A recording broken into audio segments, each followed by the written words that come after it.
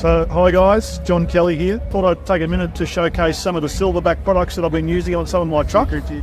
We run a combination of, I suppose, show trucks as well as our working trucks. This is one of our show truck Peterbilts here.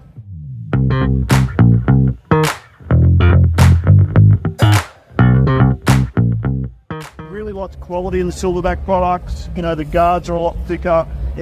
Quality in stainless, you can get two types of stainless with these guards. So it's good you get those options. And they're solid and they stand the test of time. There are cheaper alternatives available, but I've proven over time we're better off paying to get quality stuff like this.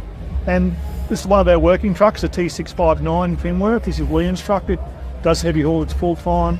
7-inch Silverback exhaust, and then we've gone the ribbed Silverback guards on the rear as well. Really, really good option.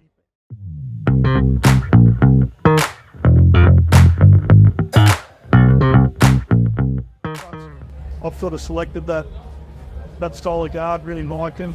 A little bit different to your non-creased and non-tank guards, and now it's the old 80s Warrington guard. So it's a little bit of new, a little bit of retro, and yeah, it fits in really nicely. So yeah, so really happy with the Silverback product. We run a lot of the 8-inch exhaust pipes as well on our trucks, especially in the Kenworth product. And you know, we did a massive build for Dan Booby on his Peterbilt that's here, and that's one of our showcase trucks. And again, it's got the guards and the stacks on that. Good accessible product. Back in the day when I was first started doing my own custom trucks, I had to go in and modify and graft a Peterbilt set with a Kenworth set or a Freightliner set to get it fit on a Kenworth. All of the Monster Stack packages are a lot more accessible than what they ever were 10 or 15 years ago. So, and that makes my job a lot easier, you know, as an end user and also as a refurb person as well. So I'm pretty happy about that on both sides.